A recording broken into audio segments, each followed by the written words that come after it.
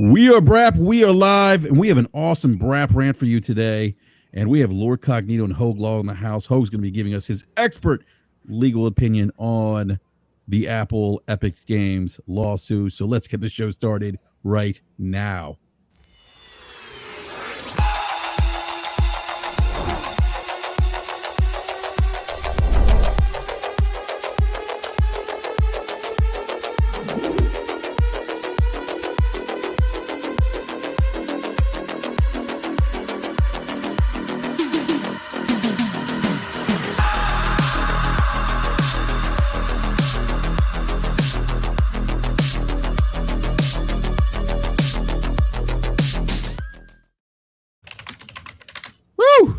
Oh man, love that intro. Yeah, man.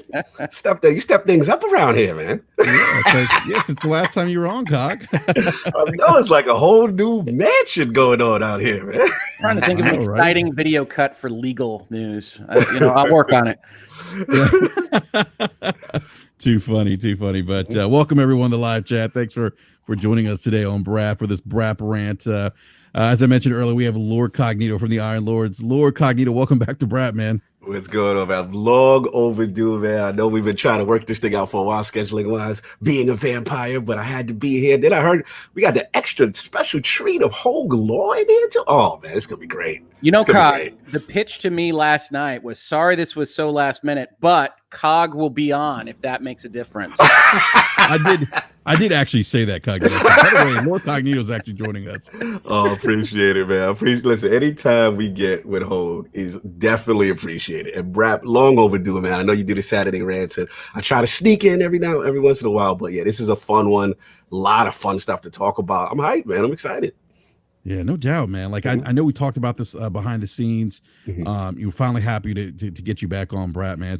It's been long overdue, and we had Hogue on recently a couple weeks ago. Yes. So Hogue, welcome back, man. Thank you for. I know again last minute, but I wanted to get you on because I'm like this Epic thing with Apple is just massive right now. And it is. I was. My dad called me, because he watches my videos occasionally when he likes the content. He called me yesterday and said, I was driving and I was listening to sports radio and they started talking about Fortnite and Epic versus Apple.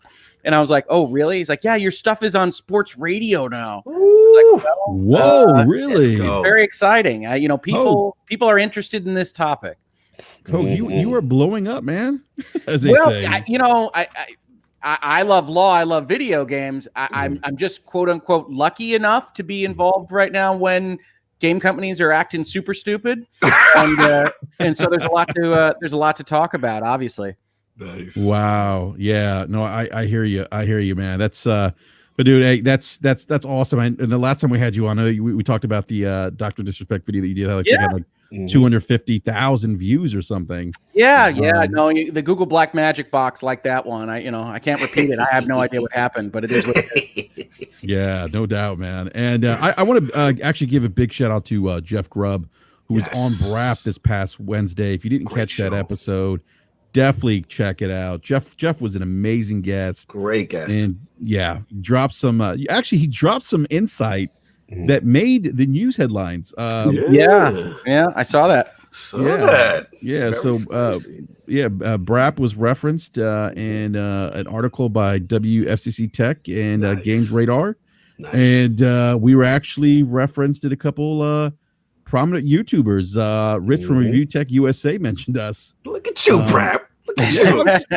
I was just like, okay, cool. Like that's really cool to see that. To see kind of, because we're not the biggest channel out there, but we do pull some big guests considering how small of a channel we are. I've told you that many times, brother. I've told you that. Yeah, thank you, Cog. I mean, and people don't know. Like I think I've told you, Cog. Behind the scenes, we're working on some other big guests. And as you know, those things take time. Absolutely.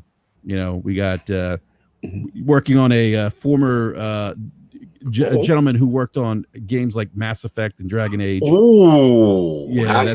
Just long as it's the correct Mass Effect that we have Hogue in the room, so we understand. No, we're not.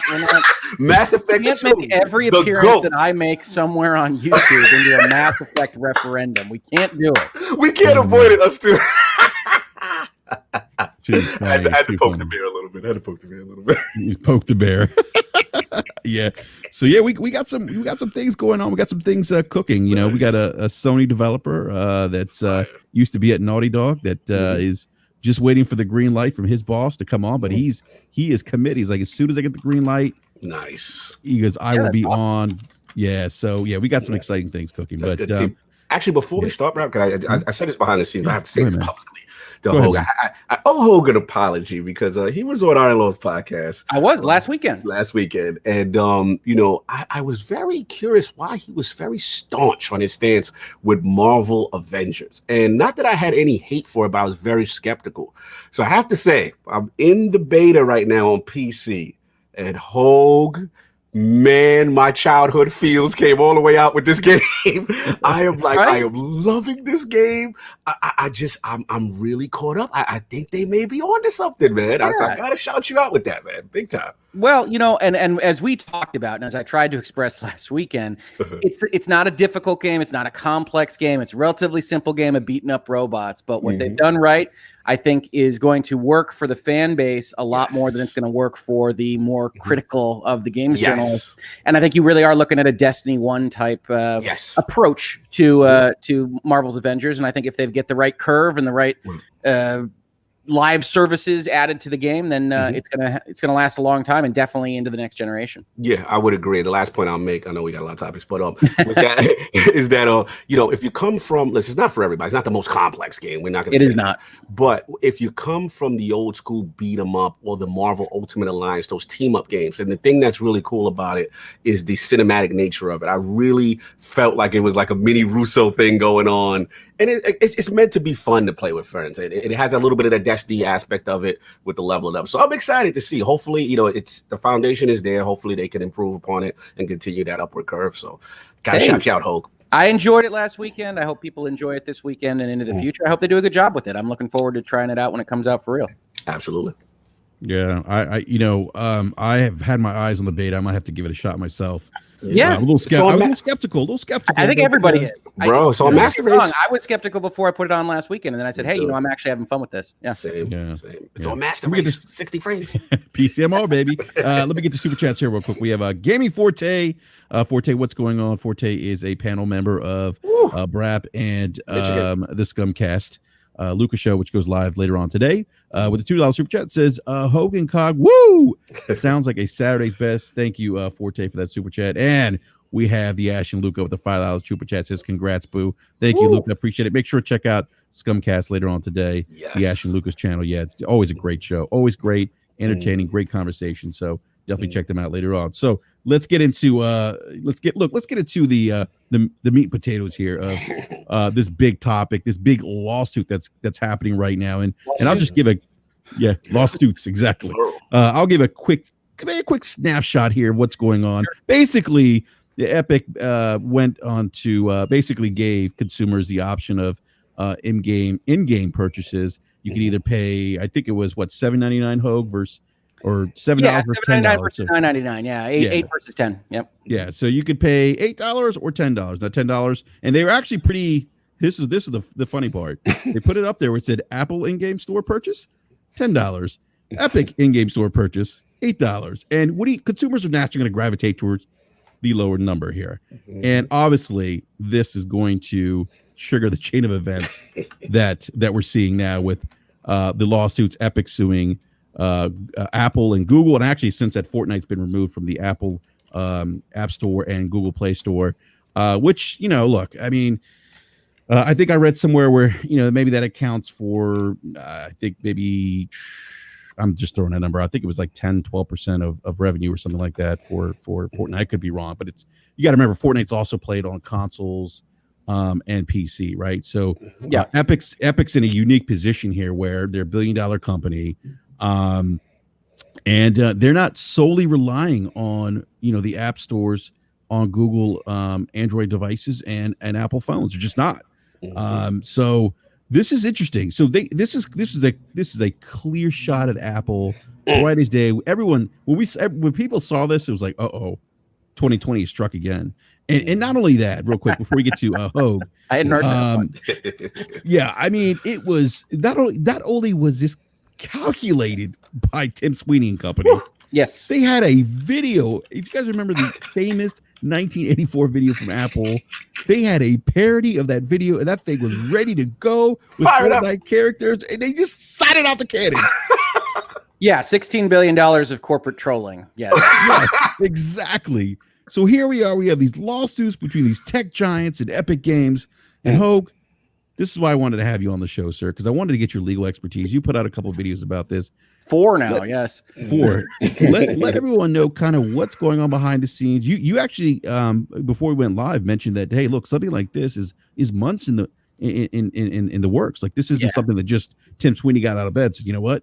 We're going to try to get Apple to renegotiate that 30% cut they take off the top. And there's that hashtag free Fortnite now that we're seeing. So they're trying to rally the Fortnite fans.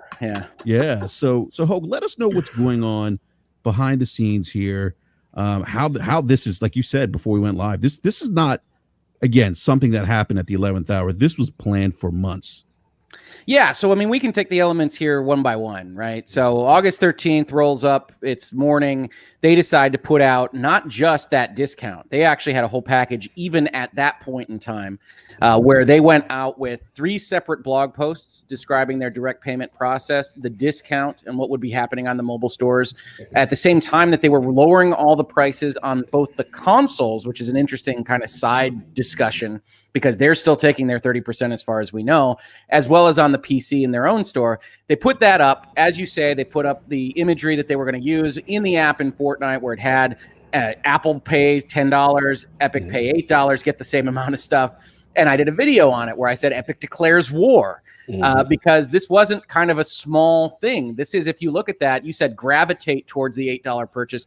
Outside of people that accidentally sit on the phone the wrong way, nobody is touching that App Store button for $10, right? So at that point in time, Fortnite, which is otherwise free to play, is operating through the Apple infrastructure and ecosystem and whatever other security features they have that Epic says don't exist. But we'll get to that, I suppose, that they are not going to make any money on Fortnite anymore, right? Once that is a possibility, once Epic goes around the horn, Apple is going to serve the game, but isn't going to make any money on it. So at that point in time, I say in my video, and this is the same for Google, so you can just apply what I'm saying about Apple to Google for this purpose. I say in my video, I think they're going to have to pull it down because what you've done is you have made the incentive such that ordinarily you would try to leverage your position. Apple, I'm making so much money for you. Let's split the baby. Let's lower this percentage. Let's do something else. Right. And Apple says, no, I don't want to do that. But at some point, it's all numbers and it's all contract negotiations. And you say, if we're going to take our ball and go home, then Apple has an incentive to do something different with you. Once you say, Apple, you are going to get 0, Apple says, well, what's the downside? And killing Fortnite at this point in time. So they kill it. They issue a normal kind of Apple-ish statement that says, we're for a fair playing field for everybody, blah, blah, blah, blah, blah. And we'll talk about Apple and Epic and Google and why you really probably shouldn't be rooting for any of these 3. But that they put out that statement and it says, yeah, that makes sense. I start prepping a sequel video that says Apple Strikes Back because I'm going for a Star Wars theme here. And we would continue that Star Wars theme through the day, even though that video would get scrapped because within 7 minutes of Apple kicking Fortnite, Fortnite issues a tweet that says we're filing a federal lawsuit. It doesn't give you the details, except I get like 350 DMs that are like, I'm waiting for Hogue Law's video. It's like, oh my God. I'm in the middle of my work day.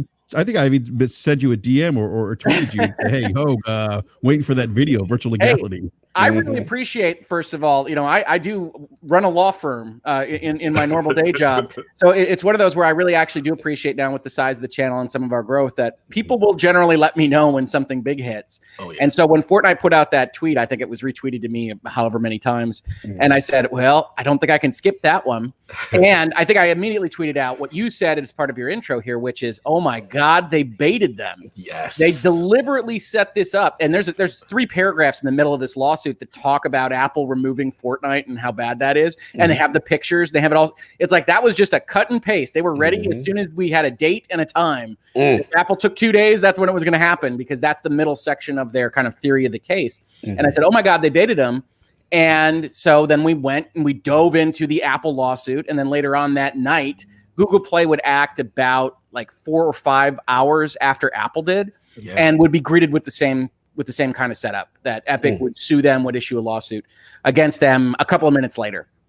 And so as of August 13th, that day, you've got two giant federal Sherman Act antitrust lawsuits against two of the biggest tech companies in the world, all kind of foisted upon them by Epic, essentially baiting them to kick their game off, which we can talk about details. I don't know how much you want to go into specifics here, but suffice it to say, Epic very clearly breached the terms of service of both these companies. Yes. That they are not even arguing that they didn't. So some people come into my comments and say, it's not, they didn't even breach or whatever. It's like, no. They did this deliberately. They knew that was against their contract that they had signed. And what they are saying is that the contract is illegal. Their lawsuit, and again, well, I'll go into whatever details you want, is essentially that Apple is a monopolist of access to Apple stuff. Right. And through that monopoly, they are charging an above market rate of 30%, which is a problem for their theory of the case, since 30% is everywhere. Right. But that they are charging a monopoly rate for their prices that should be lower. And they are not asking for monetary damages, which you would ordinarily ask for like the amount of money that they have seized at that higher rate for the last 3 years or what have you. They're not asking for that. They have a whole set of paragraphs talking about how they are, the savior of gaming, and they're just here for everybody else and not themselves. And we are pro-consumer. Well, we'll get to all this. That they are seeking to have the court enjoin, meaning prevent, Apple from enforcing the contract terms which Epic finds so problematic. Most specifically, the 30% cut. And there are two 30% cuts. Epic tries to divide these in a way that I think is a little bit unsuccessful. But what they're trying to establish is that the 30% front end price for buying an app is distinct from the 30% in-app price. And that at bare minimum, Apple should only receive money as essentially a payment processor for the in-app purchases, and that those are two distinct things. The lawsuit is written in such a way that Epic could very well be trying to get it so that the in-app processing is all that changes if they were to succeed.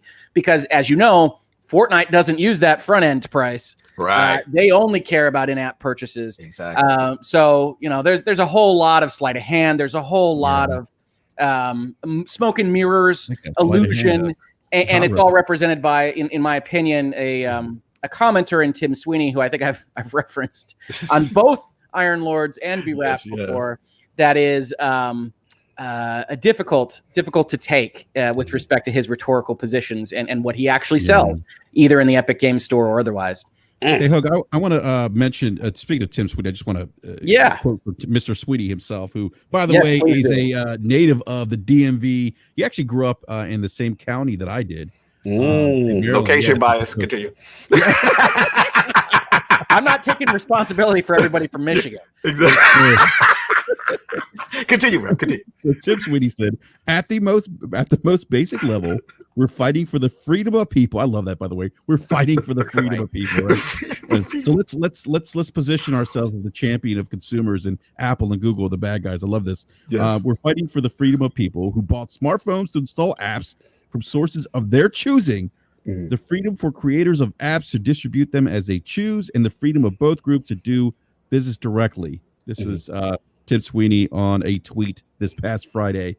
So he is positioning themselves as the champion, the pro. I'm a pro gamer. These big companies are greedy. And by the way, this is not the first time that other developers or companies have apps within the Apple ecosystem or Android or Google Play have spoke out against the 30%. The difference is that those companies didn't have the financial backing, if you will, or the money that Epic's $1 billion company. I think Tim Sweeney himself evaluated at like they're 16 or 17 billion, I think, at this point. I'd have to go look. Yeah, they've had. I think that's right, Hogue. That's something I read recently about that ballpark range. But they've had significant investments from Sony recently. That's part of the conversation, by the way. Yeah. Yeah. Oh, okay. We're gonna have to get into that. Get into that. So so this is for me as a gamer. This is fascinating. Number one, because we have this big company that can now kind of go blow to blow. I mean, they're not as big as Apple. They may not have as much resources, but they're still $1 billion company. This isn't a mom and pop shop app where and they can leverage Fortnite. Fortnite has 325 million users globally. They have a lot of users. They lost a bunch of users on Thursday, so I mean it'll be interesting to see. One of the things that's part of this is they're going to lose that access for at least as long as the lawsuit is pending. Correct. So this is a cost to them. Paying for expensive New York counsel is a cost in and of itself. This is a millions of dollars kind of federal lawsuit, but it's also millions and millions and millions of dollars in lost revenue, regardless of whether they win at the end of the day. Right. So I mean, it's a big play for them. It's marketing. It's a bunch of other stuff, but it is undoubtedly expensive. And their theory of the case is something that could really harm all walled gardens. I mean, when you read Tim Sweeney's quote, I mean, one of the things that I immediately ask is that they wanted to put apps of their choosing on the phone. I don't really think that you have a leg to stand on there. I think everybody knows what they get when they buy an Apple product. And Apple is, to some extent, and I know a lot of people don't like this, and I put out a tweet that said, I feel like this is PC versus console, and we'll talk about why in a second, but that a lot of people go and they get Apple, branding, trending, whatever, but because they know it's closed. And it's like, I don't have to figure out what to sideload, and I don't get APKs and whatever. And I just like that I push the buttons, and it's like the Starship Enterprise, and it's great, and I like it. And, you know, my parents and other people are of a similar ilk, which is like, I know I could get better. I know there could be better performance if I got a gaming PC, but at some level, I like that I put a PlayStation 4 under my TV and I buy the app and it works to the best of the PlayStation 4's ability. And even if that isn't great, there's nothing I could do to tweak it. I don't have to worry about all these myriad other things. And a closed ecosystem walled garden is a product. And Tim Sweeney says that product shouldn't be allowed, and says, I'm a protector of consumer rights for saying you shouldn't be allowed to get that type of product. And I say, foul. Yeah, this is interesting. Just to double down on that. Obviously, you made a great analogy as far as console and PC. It's literally that similar situation with Apple. Like I said, that closed environment, walled garden. I guess the question I have here is in reference to, we know also Microsoft had similar issues. They're trying to get xCloud out. They're trying to push this onto their front, and you know they've kind of had a similar position. So I guess my question to you, Hogue, is that, you know, is Microsoft kind of just waiting in the wings just to see how this thing plays out? Because xCloud, based on this whole, you know, federalist legality right now, could benefit theoretically if somehow Epic was to win this. And I'm just curious how these relationships work and the aftermath of all this stuff. Right. So I did a video this morning that actually is talking about free Fortnite and my problems with leveraging an outrage mob, particularly one made up of teenagers and younger. And we could talk about that aspect as well in just a second. But I in that video, I said, you know, this is what Fortnite's doing, 1984 video, having these placards, having these hashtags, and Microsoft is acting like an adult.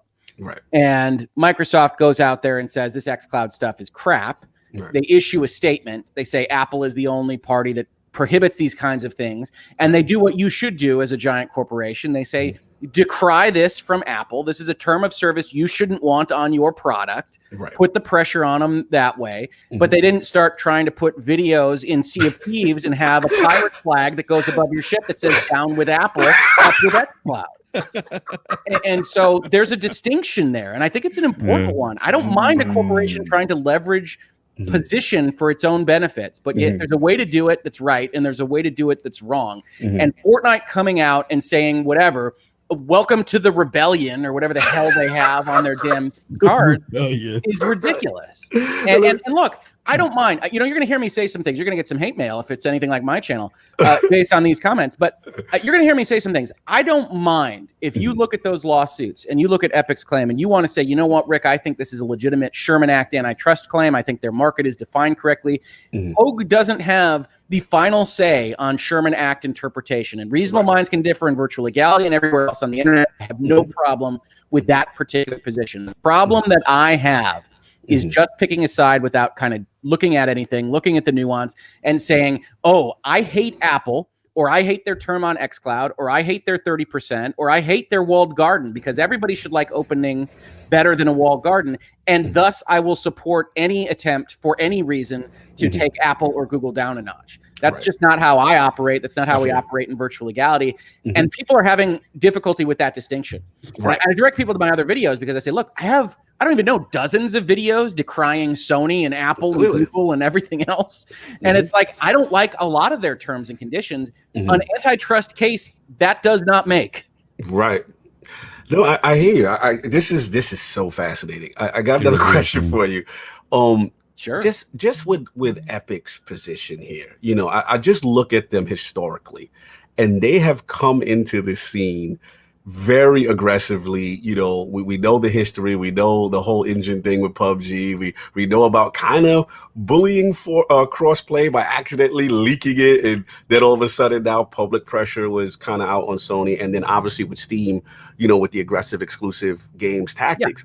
So it's just funny to me, like, for them to take this level of a gamble, because like you said, this is financial loss. The game is pulled from both stores right now. So they are taking a huge gamble. But my question to you, Hogue, is they are basically weaponizing Fortnite, right? In a sense. They are. And that was my video this morning, was really, I called free Fortnite their unethical hashtag mob. And yeah, no, they are absolutely weaponizing Fortnite. They're using, I don't know if you saw this, but that video wasn't just put on the internet when they filed their lawsuit. They actually had a showcase in Fortnite where the video was on walls and in the Fortnite space. Wow. And so, you know, you have these conversations with people, and people come into my DMs and my mentions and my comments and say, you know, down with Apple, Apple's evil. And it's like, I get it. Apple has a bunch of term service that I think are bad. I think Microsoft has a better argument about xCloud than Apple does. Right. I think, you know, Apple allowing Netflix and not allowing xCloud is a problem for them, but it doesn't make it this kind of thing. And you don't see Microsoft acting like Epic, which really has taken up the kind of petulant preteen teenager position in the game industry, which is fine, except, you know, this is millions of dollars. As we said earlier in the video, I said Sony's a part of this story. They put $250 million. They put $250 million into Epic a month ago. And I would be very interested to know. Yeah, I would be very interested to know if they were aware of any of this being even contemplated. And if they were, whether they knew that the cash cow at Epic would be experiencing significant losses that their financing would pay for, all in an endeavor to win a case that, if they win, could be wielded against the PlayStation 5 the day after. Yes. Wow. Yes. I didn't even think about that. Juicy. That is juicy.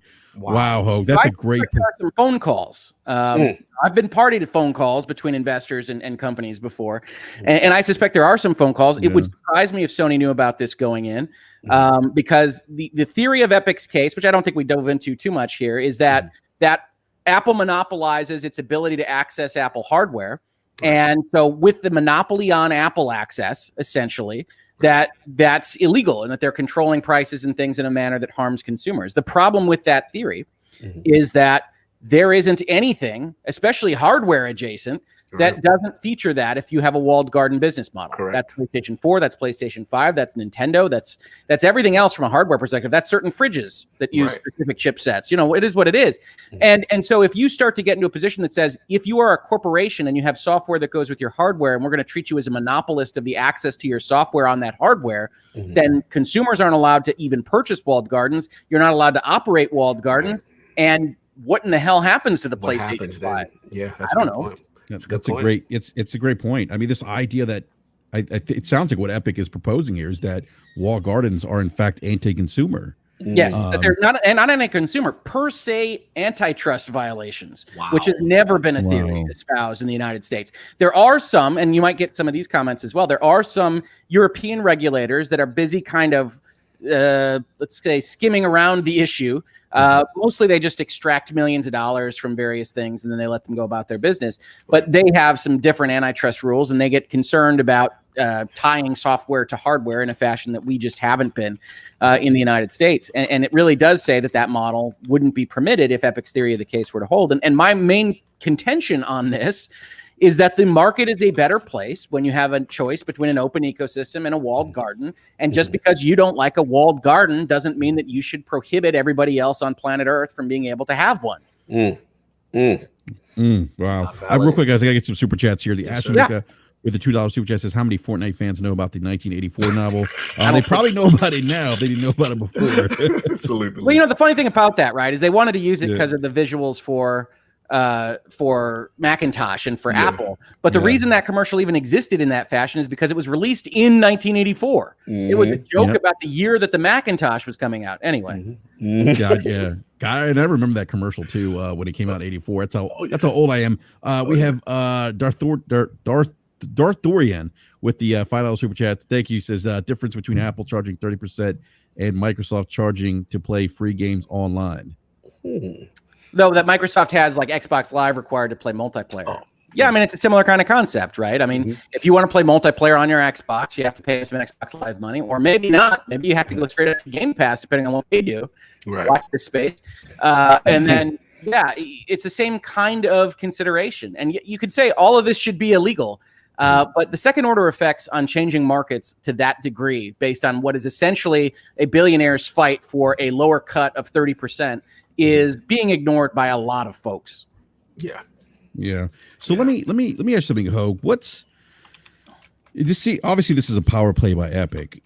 What's ultimately what is, because it seems like Epic's trying to expand maybe the retail footprint of the Epic Game Store. Isn't the motivation behind this part of that too, to kind of expand, broaden the Epic Store, and how much money that generates for Epic? Yeah, I mean, I think if you were to really try to figure out what this is trying to accomplish in their perfect world, is that they would have an Epic Game Store app to go along with an App Store app on an Apple, allowed in their operating system, and then they could leverage what is their large size. So what did Fortnite buy them, right? They bought them the Epic Game Store. Along with the Epic Game Store, it bought them a highly volumized payment processing option that they use for their own store, but it means that they have the function to sell that to other people. And so they want to be able to get onto Apple and essentially undercut Apple and say, we can sell all of your apps over here for a lower cut of the processing fees, which maybe they can, maybe they can't, but Epic is the only one kind of uniquely positioned to be able to use that kind of size and what they have built over the past couple of years on the back of Fortnite. So, everybody asks me, what are they trying to accomplish here? I think step one is they're trying to accomplish marketing. And Fortnite in the news and everything else that they generally do with Fortnite. Step two is I think they are trying to get that 30% down if they can. But most importantly, what they're trying to do is they're trying to break that in-app purchase market. So you have in their lawsuit, you have a bunch of, let's call it juggling or circus maneuvers to try to say that the in-app purchases are different than the initial app purchases so that they could conceivably win the case by saying, no, Apple's allowed to have a cut of purchases. That's what a retailer does. You bought space on a storefront, but if you can convince a judge that Apple is just a payment processor on that second piece, then you can either get your own store into payment process or you've asked for 3%, which is a credit card type payment processing fee from Apple and win it that way. It's win-win for you if you're Epic, except for, look, Apple and Google are going to come with such hellfire on these counterclaims and responses. I can't even tell you. So I mean, those will be more videos when they happen, but they've got so many arguments to bring. They have so many arguments, not the least of which is this is clearly a marketing setup with the video set to go. And when you are bought from Steam by exclusive money in a very, pro-competitive practice, Epic, that when they come over at the same price they were to be sold at Steam in almost all instances, meaning how is a difference between 30% and 12% actually consumer harm when all you're talking about is the developers keeping more of the money? The Sherman Act is designed to protect consumers. And what you did on Thursday was try to show that if it wasn't for the 30%, all these numbers would be lower. But you knew when you did it, you were BSing everything. And so you have all of this actual in existence evidence that Epic created for itself over the last 2 years that shows that the 30% down to 12% cut doesn't go into consumers' pockets, which means all we are talking about is a developer big tech fight. And the Antitrust Act doesn't care. This is funny. So this is very insightful because it's like so you said something earlier, Hogue, about getting like Epic basically saying we can sell your apps on our storefront, right?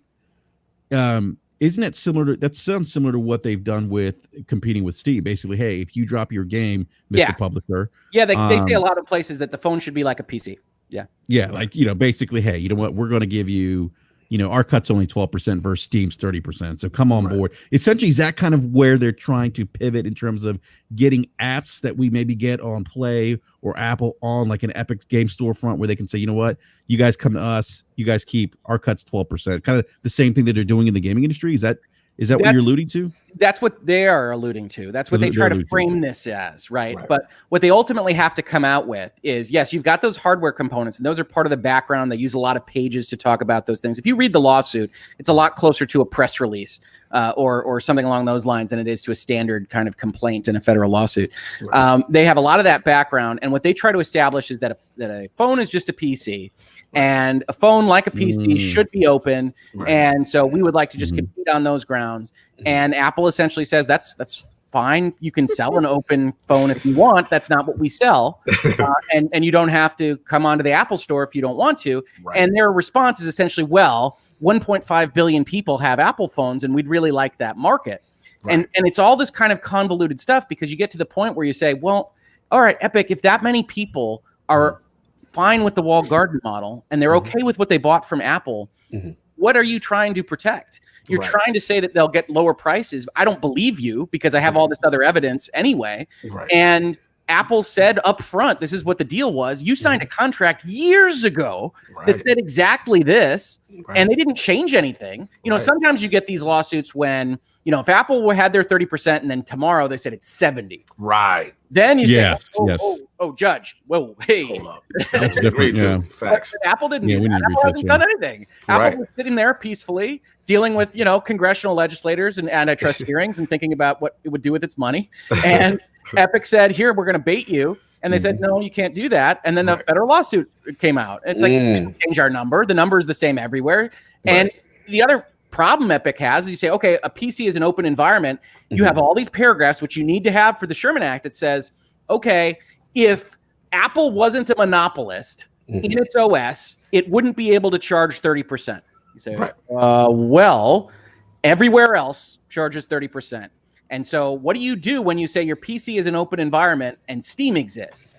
Because you can compete with Steam, absolutely, but people still like it, and it charges 30%. And that's that open environment, which suggests that, let's say that Apple is a monopolist, that they aren't using that monopoly power to harm consumers, right? Because there's two prongs to an antitrust claim. It's okay, you can have 100% of the market if you aren't otherwise using that power untowardly. And so you have to prove that they're a monopolist, which is a problem because you've created this definition that would apply to, for instance, the Epic Game Store, if you take it to its logical conclusion. And you have that definition, and then you have to establish that they're doing something bad with that power. And you really struggle with that throughout your document, is to say you are harming consumers. And you tried to show it on Thursday, but the fact that you tried to show it on Thursday and not for the past 2 years says, well, you were always happy to take that $10 for V-Bucks through your own store, Epic. So what are we talking about here? Let me ask you this, Hope. The risk, because everything you're saying in reference to the protection of the walled garden, all this stuff makes sense. I definitely hear where you're coming from. And it's very interesting to hear how they're trying to position this. But I guess if they're going to invest this level and this level of manipulation and premeditation to get this out there, like, are they really prepared to take this? Like, pretty much the scenario I'm asking is like, what if they don't win? Which is a strong possibility here, right? Yeah. So you look at something like, I don't know if you saw this yesterday, and this was part of my video this morning as well. Polygon put out an article. Polygon put out an article that said, can Epic beat Apple and Google? We asked the experts. No, this does not include me. And you're our expert. Oh, don't even worry. Well, Polygon's experts were two antitrust lawyers that bring these claims, and the head of an antitrust think tank that is like in charge of anti-monopoly research. And to no one's surprise, they came out and said, this is great. And as one of the paragraphs that they said, because I think even in that article, they're kind of ignoring some of the stuff I'm bringing up, which is this is just a hella hard theory of the case to bring, is even if they lose, says the think tank person, even if they lose, it's still shedding light on Apple's policies and hopefully, getting them to a better place of leverage in the conversation in the future. And I think that's BS, but you could at least argue, Tim argues to his investors or his board or whoever, that this is worth doing, this is worth spending this money, this is worth paying Cravath millions of dollars because we have a non-zero chance of a good outcome. As I say in my space, as I've said in all these different spaces that I've talked in, look, I can tell you how I interpret these laws. I can tell you how they've been interpreted in the past. I can never, ever tell you what Judge X will do on day. Oh, yeah, of course. And so you have a non-zero chance of winning. You have a non-zero chance of a judge saying, you're right. Down with Apple. Right. And then you've got a problem, right? If you're Apple. So you have a non-zero chance of winning. You have all this publicity. You have essentially just one tiny YouTube channel saying this is dumb. Right. And you don't really have any of those negative ramifications. And also you get to beta test how much you can wield your Fortnite fans. Right. This is relatively unimportant in the grand global politics scheme of things, but you're also psychologically testing what you can do with a hashtag in Fortnite in a series of videos, right? Yes. Yeah. I mean, and this is where you say, not to be xenophobic, I don't mind 10-cent ownership, but they're 40% owners of Epic. And so you say, okay, now Epic's playing around with what it can do with the metaverse. And so there's a whole bunch of stuff that you can get for a data company that's looking at data. And there's a whole lot of reasons to think that it's interesting to do. I would say that Epic, in everything that you described, you were right about the leaking of the crossplay, everything else. They operate outside the bounds of kind of normal corporate interactions. And so litigation generally arises when one or both sides has an irrational belief in the rightness of their position. If they didn't have that irrational belief, the groups would settle, right? Like if there was just a dispute and you said, oh, I've only got an X% chance of winning, and everybody agreed on that X%, and we know it costs this, and we know the lawyers get paid this, and nobody wants to pay the lawyers, we settle for this and we go about our business. It's only when that doesn't happen, when these kinds of things occur, this major litigation. And so Apple and Google will try to get it kicked out of court. I think they got a good shot of getting it kicked out of court. If they don't, if they cross that threshold, then all the leverage shifts to Epic. Because then you've got discovery, then you've got looking for emails about people screwing other people on Apple business-wise, not, literally. And you look for all those things if you're Epic. So I think they're basically just they're the punk rocker with the bat and the mohawk, and they like to make a mess, and they have a lot of money that they didn't have 5 years ago, and they're nouveau rich. So this is a flex. This is a testing of strength to see the limits of where they can go. The power of hashtag. I think legitimately that at least a portion of them think that it's a winner. I don't think you bring it with just kind of speciousness or just to create trouble. But I do think that the predominant thought has to be that it's a winner if we can wield the court of public opinion in the way that we want to. I will tell you 95+% of all actions end in settlement, end in settlement or withdrawal. So one of the things that people ask me is, I talk about what if Epic wins. It is extraordinarily unlikely that either side will quote unquote win. With the exception of summary dismissal, which is what Apple and Google will push for. Absent that summary dismissal, you're going to get into a phase where they settle for terms undisclosed, and Epic gets a right to put their store on the OS or something. You just don't know. Apple wouldn't want to give that, but you get into different leverage positions depending on how far it goes. You can't guess it to what the end game is, except that they have a lot of money. They think if they could win this, which is maybe they even think it's a 25% shot. But if they could win it, if it's worth $40 billion, you can bet a lot on a 25% chance, right? It's always the math of percentage chance of win versus the actual value of that win. So I hesitate to say, because they're acting so irrationally for looking at corporations and how these things work. But I think that's probably what they're thinking, is that there's just such a value to a win. It's worth rolling the dice. Wow. Yeah, I gotta get the super chats real quick, guys. We have the Ash and Luca with the $2 super chat. Thank you, Luca. She says, so this is just a marketing scheme for Epic. I think it's a major part of the value proposition to what they're doing is marketing value, or marketing value that they think they will get. Yeah, that's a great question. Great point.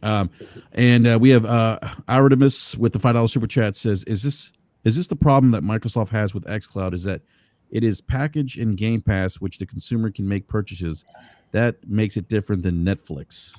I don't know. That's a great question. My understanding from Microsoft's statement was that the xCloud app was separate from the purchasing app, that it was just a functional streaming thing. I'm not in the beta. I haven't played that app. If there is a purchase function within that app, that is certainly something that Apple would flag. There's not. No, Thank there's you. not. No. xCloud specifically, yeah, it's not. Yeah, so Yeah, my understanding was that they had separated the functionality because Mhm. it was supposed to run like Netflix. It was supposed to just be here's your xCloud app and you can play what you've got. Right. In that case, it's exactly analogous to Netflix, and it's one of the problems, right? Because essentially Apple came out and said we have to rate every game individually, and Microsoft's like, well, no, it's agile. You know, we move things in and out. No, don't no. And Apple's like, well, we have to. And then Microsoft says, okay, are you rating Netflix movies? Have you watched every episode of Next Gen? Wow. Valid. You know, Valid. What are you doing over there? And so Apple says, Yeah. Apple says, it's a violation in terms of service. And then Microsoft comes out and says, well, you're treating gaming and non-gaming apps differently. Right. And like I said, they handled it like adults. Right. Super mean, ultra expensive, a lot of wealth having adults, but still adults. And then Epic comes in and says, antitrust suits for everybody. Epic came in and crashed the party. It's fine. It's fine. And, you asked me if Microsoft is watching this. Yeah, everybody's watching it.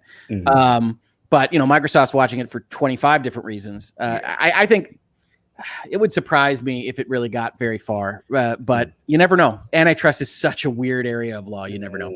I just don't think this thing has legs. Again, I'm not the legal expert here. But I just based on what I've seen in historically with antitrust suits, I just don't see this thing having legs. Right. I really don't. If it has legs, it's millions of dollars and years of work. It's a big play. I don't really think Epic has the temerity to keep it up for as long as it would need to cross the finish line anyway. Right. I was going to say that because Apple and Google have very deep pockets. I mean, Fortnite makes them a lot of money, but it doesn't make their business model, right? I mean, like they say, well, we'd love to have Fortnite, but okay, that's fine. We don't need it. We're trillionaires, not billionaires. Go away. Flex. Yeah, we're LG, you're TCL. In fact, this is definitely TV talk. Well, I mean, it's a little bit like the owner of the team and the player, right? Player's rich, but he ain't the owner. He's not the owner, and that's my point. Like they could just bury him in litigation, right, for like years. Well, I would strongly suspect that Apple and Google will have counterclaims, so it'll be a cross lawsuit. Would be my guess.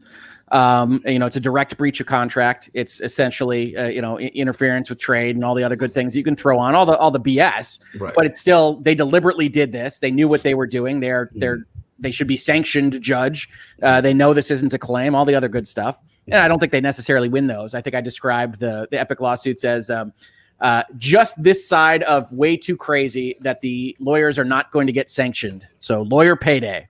Yeah. But outside of that, I think you're going to get counterclaims. I think you're going to get a lot of anger.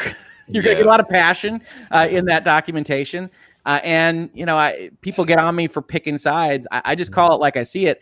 I'm not an Apple Google side picker. I don't really side with any companies that are that large. But it is what it is. It's Epic brought a claim that I don't think is a good one, and so that's what I'll tell you in my channel. I would agree with that, Hogue. On just as we kind of talk this out, just me again, I'm not the legal expert, but just on the surface, it just doesn't seem like a legitimate claim per se, and I don't see the benefit to the consumer. I think you brought that up earlier. I don't see how this benefits. We can talk about free Fortnite all you want, that hashtag free Fortnite. But I'm also savvy enough to know, look, if it doesn't mean like cheaper in-game purchases for me as a consumer, or if there's no benefit for me, why do I care? You know what I mean? Like I don't care. Well, they're trying to mask it under that whole pretense that this is, for the consumer, and they're as Hogue said, I mean, it's really the percentage of this cut is. Even there, they screwed it up, right? Like if you go and you look at what they actually did, they give you a 20% discount. For getting rid of a 30% cut. Right. And you look at that and you say, Epic, you took an extra $1. It's very difficult for me to treat you as a saint when you say I make more money when you pay me directly. Basically, you lined your pockets more, Epic. You did line your pockets. And then people come in and say, well, they'd have to process their own fees. And I said, okay, that's great. They spent 20 pages establishing that Apple should only get 3% for processing a fee. So if they're processing their own fees, I'll give them the 3%. What are you doing with the extra 7%? I thought this didn't benefit you in any way, Epic. Woo! That's valid. That's valid. That's fact. And I will say this, because this has come up quite a bit. And Hogue, I always ask you about what anti-consumer is, because that is a well, there's legal and there's like philosophical, right? Yeah. Yes, yeah. The philosophical piece is the one that gets thrown around on Twitter a lot. I see, or the misuse of anti-consumer. But this idea of this is the thing that's fascinating for me that's coming that I'm really focusing more out of anything as relates to this lawsuit. It's this idea that walled gardens are somehow anti-consumer, like. That you mentioned PlayStation 5. That's good. Is that anti-consumer? I've never thought or agreed that walled gardens are anti-consumer, because I look, at the end of the day, you still have a choice as a consumer. Yeah, you can buy into it or you don't. You don't. That's it. Yeah. Well, so on a spectrum though, like what I would say about that is, and I said this I think on Iron Lords last week. You did. Is that if you just take something like directly walled garden versus not walled garden. Now, I'd take as an example the Xbox Series X. I'm going to get all these names mixed up because I always do. Great job, Microsoft. Is allowing you to use your controllers like across generations. Right. And Sony is making you buy a new controller to play PlayStation 5 on a walled garden type model. At a raw level, just on a spectrum, comparing those 2 points on a line. Right. Microsoft's policy is more pro-consumer than pro-consumer. Right. Yeah, and anti-consumer. That's one of those where it's probably too strong anyway. Right. There's degrees of consumerness and whether or not you think that the status of your walled garden, the new things that you can put on your controller, the various other ways that maybe security is better off, your Bluetooth connectivity is better, your battery life is better, all these various other things you can make arguments for. Right. You don't have to agree with them. And this is the PC console debate writ large, which is people come in and say, Rick, you do all these videos on video games. You clearly love video games. And those that don't accuse me of not liking video games, which I just, block. And they say, why do you play on consoles? How can you play on Xbox or PlayStation 4? You could just buy yourself a gaming rig. You're a lawyer and all these things. And I say, well, look, I understand all that. I highly recommend gaming rigs, by the way. Well, let Hogue preach the console gospel. Continue. Well, no, all I'm saying is that I totally agree. You can get some really great graphics, all that good stuff out of video games on your PC. I prefer the set-top box model. I prefer to be able to put it, forget it, don't think about how it operates because I'm otherwise busy. So I like that model. Doesn't mean that I know that I'm not min-maxing my dollar or my time. I get that. I understand that. And it's still my option to choose that. And that's where you start to get into this question that says, okay, I'm just taking bullet by bullet. PlayStation 5's walled garden is less pro-consumer than an open kind of ecosystem than the Microsoft one is presented. But it still has its own advantages. And more importantly, it doesn't matter whether I like it more or not. It matters that somebody could. And if somebody could like it more, then they should have the option of liking it more. Exactly. And you shouldn't have Tim Sweeney come in and bust your chops about liking a walled garden because he wants to make more money. Fair enough. Definitely hear where you're coming from. Great point, man. Great point. Yeah. Great point. This is something, man. I'm just sitting back. I got my popcorn. Well, and if you've been on the internet, you know that this is apparently a minority position. The primary gaming YouTube commentariat has come out free Fortnite and pro Epic, which is fine. I really don't mind if you go and you dive into the legalities of the thing. But this is going to be one of those positions. I think I said backstage or green room or pre-show or whatever it was, that this is one of the few topics. And I've talked about Chinese national security and Trump executive orders and Biden in Section 230. And I've talked about all this stuff in Virtual Reality. This is one of the few topics where I've actually gotten mildly threatening messages in DMs and things like that. And it's like, that's crazy. It's Fortnite, folks. I don't know what to tell you. Take this so seriously, Hogue. Yeah, they do. I mean, this. Go ahead, Hogue. I was going to say. No. I was just kibitzing. Really, it's just free Fortnite has become this thing which is so focused on outrage mob. It really is that Twitter kind of behavior that we have seen. Great point. Utilized against individuals, utilized against companies that sometimes you or I might agree with in terms of like this person deserves vitriol of some kind, but when wielded in this fashion is just dangerous. And certainly when wielded against people that are, I think more than 65% of their player base is like less than 20 is crazy. Yeah. It's very interesting. Go ahead, Bradley. You got to take care of it. I got a super chat here real quick. This is actually a question with Artemis with the $5 super chat. Thank you again. Says, so Storefront apps like Amazon and Walmart, why purchasing physical items don't have the Apple tax, but digital does? So here's this one area where I think that Apple could do a lot better in kind of defining these things in their developer terms of service. So they're a little bit unclear as to when their service fee applies. And they clearly have, outside of those rules, the actual words on the page, as we like to say in virtual legality, outside of those rules, they have a policy that says essentially if we aren't providing the product or service, if it's not Apple, if it's not the phone, if it's something in real life, if it's DoorDash, if it's Grubhub, if it's Amazon, then there's not an Apple cut that goes associated with that. It's only if Amazon is, selling you an ebook that goes directly to your phone, they still take the cut and things like that. Although I think they negotiate those as well. But that Apple clearly has this policy, and that clearly, and to some extent rightly, bothers the video game companies who say, what is exactly the distinction between unlocking code and you selling hamburgers from the Five Guys? We don't know. And Apple, Five Guys are so good. and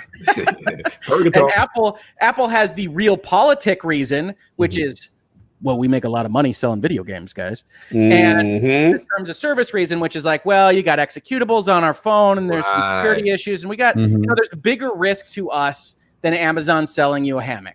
And Apple is correct in that, but maybe not as correct as their rhetoric would suggest. And so Epic does have this small gray area to be like, Apple's clearly lying to you on some of this stuff. When Microsoft comes out and says Apple's lying to you about xCloud, I tend to agree with them. Apple is not correct about what they're saying about xCloud, but that doesn't mean I don't think they have the right to be incorrect with their own platform in that way. I would just, decry it. I would say, point and laugh at Apple. This is ridiculous. Try to get it changed, not let's do them into oblivion.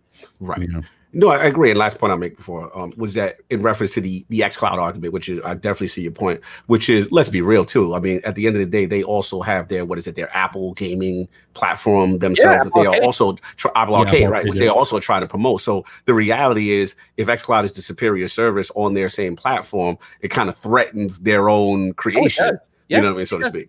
And that's the realpolitik, and everybody can see that. And so that's what gives you space with, like, if you're Epic and to make these claims. It's like everybody can see that Apple and Google and Facebook and Twitch and Twitter and whomever are somewhat not great about either their rule enforcement or the rules they put in place to begin with. And so once you kind of have that negativity associated with them, then you have the space to open up that kind of gateway in public opinion to say, hey, look, Google and Facebook and Mark Zuckerberg and everybody else are on Capitol Hill because of antitrust concerns. And Trump hates them and Biden hates them and everybody hates them. You should hate them too. Free for I like that. Yo, you should write that. You should write that. I like that one. I love that. Oh my goodness, it's hilarious. That is too fun. But again, by the way, in your chat, there's a discussion of best burgers. Mine is Culver's, by the way. I vote Culver. for Culver. Is that a Michigan thing, sir? I think it's a Midwest thing. I'm not sure it's Michigan only, but Culver's is my vote for best hamburger. That has to go on record. Thank you. Yeah, shout out to Whataburger. Shout out to Fonz. I see some Whataburger in there. I love Whataburger. And I like Five Guys, but I do think Whataburger. Never had Whataburger. Haven't had In-N-Out. These were things I was supposed to. Bro, you were going to get, we'd have been at E3 if there was no pandemic. It was supposed to be the pandemic. Yeah, 2020 said, "Hold my beer." That's not happening, Enrique. You're not going to have Whataburger with Cog and the rest of the Lord. I was ready to break bread with you guys, man. Facts. We had it all set up, man. We did. It was going to be good times. I agree. Shake Shack is overrated. I completely agree. Shake Shack is overrated. I agree with that. Yeah, but journey into hamburgers. They have Culver's in Florida. Wow. I got to look this up. I got to look up Culver's. I got to look it up now. Yeah.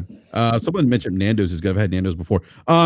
Yes. Yeah, but real quick, Hogue, this is fascinating topic, by the way. And by the way, everyone, please check out Hogue Law. Please check out his YouTube channel. He's got some great videos up about this. Yeah, we put out 2.5 hours of content within 24 hours of those 2 lawsuits. I had to go get lozenges. This man's throat, man. He's working. This was passionate Hogue. This is you throw an antitrust lawsuit at me that I think is butt kiss, and you're gonna get an earful from me. Woo! I love it. But it is, I mean, to me, this is just a sham, in my opinion. Just I don't see this going anywhere. I think the panel would all agree with that, right? That this is just not gonna go anywhere. Really. Well, I don't think it's a winner. I do not make bets on what the federal justice system is gonna do. Right. Yeah, that's a good point. But I do want to move on to the next topic here, Hogan, and hopefully you can stay a little longer. I know you mentioned you might have some time constraints, but hope you can hang out with us for a little bit longer here. Yeah, sure. What's going on? on this I BRAP gotta go back rant. to my day job anyway. Appreciate you. Appreciate No you. doubt. Look, Cog and I have been talking behind the scenes a lot, Cog, and this is one of the reasons why I wanted to have you on this BRAP rant today. Is because Microsoft. Mhm. All right, so here's the thing. We talked about this last week before we got news that Halo Infinite was going to be delayed. I think Cog, you and I talked for about an hour or so. I said, "Hey, it needs to be delayed." You were like, "Hey, I think you mentioned that." Correct me if I'm wrong here, but you said something to the effect that look, they can't delay this thing. Like they need this to launch with the Xbox Series X, Right? And lo and behold, that's not happening. And I think, look, I think this is the right choice. Yeah, I absolutely. think they absolutely should have delayed this game based on what we saw.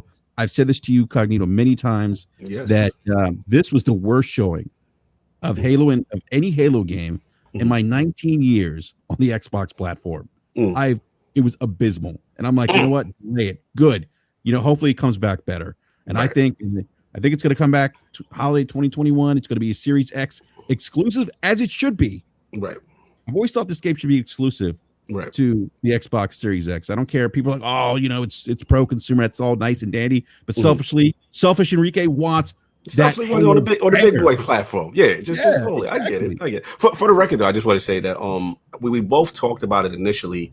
We both agreed that we would love this thing. This thing needs to be delayed. The thought process at the time was just that, you know what, man, we're concerned because they really didn't have anything else that was exclusive, that they would be pressured into making it the flagship at launch. And at the time, I was hearing things that, Halo was coming hella high water, right? That they wouldn't have the gumption to push this thing back if it needed more polish. So it was a big surprise, obviously, when it happened. But to your point, I'll let you continue framing.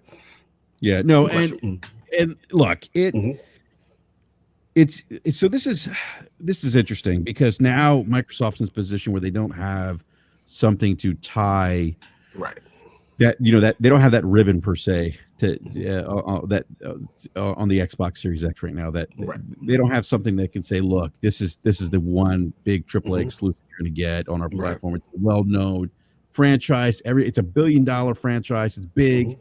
They don't have that now. Correct.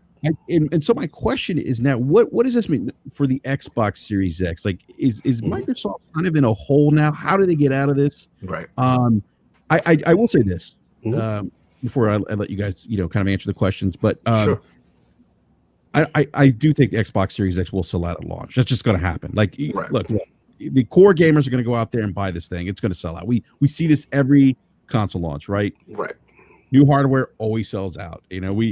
Jeff Grubb even mentioned a $600 price tag, and I'm like, oh, I don't know if that would sell. And Jeff's like, hey, remember when Sony launched the PlayStation 3? Even that sold out at launch. I'm like, he's got a point. He's right. I hope you don't see $600 price tags. He's got a point. Like, he's right, and I think that's the case with the Series X. But what do you guys think? Like, is this 2013 all over again? Let me jump in. Talk about this, Cog, about 2013 and the Bad News Bears and the Washington. Yeah, I'm a Bet fan. I know this life. I know this life as being living in the city with the Yankees. And I know about this. But look, I'll just get right to it, man. Brad, we've been talking about this behind the scenes for a while, and look, we know this was the right decision, right? Delay the game. As Hogue eloquently put out in many a video, when you preach power, right? And you preach the world's most powerful console, and your whole marketing is tied to Halo Infinite being in conjunction with the Series X, will launch with the Series X, and it's going to be, we get all these, buzzwords about the velocity architecture and all these things and graphics and ray tracing. And when you put on a presentation like Halo, now granted, I'm a hardcore Halo guy. I liked what I saw from a pure design as far as the callbacks to Combat Evolved. I see where they were going for the R-Star, but at the same time, I do recognize that this was not a graphical showcase that's supposed to blow people away who are either on the fence about the Series X, right?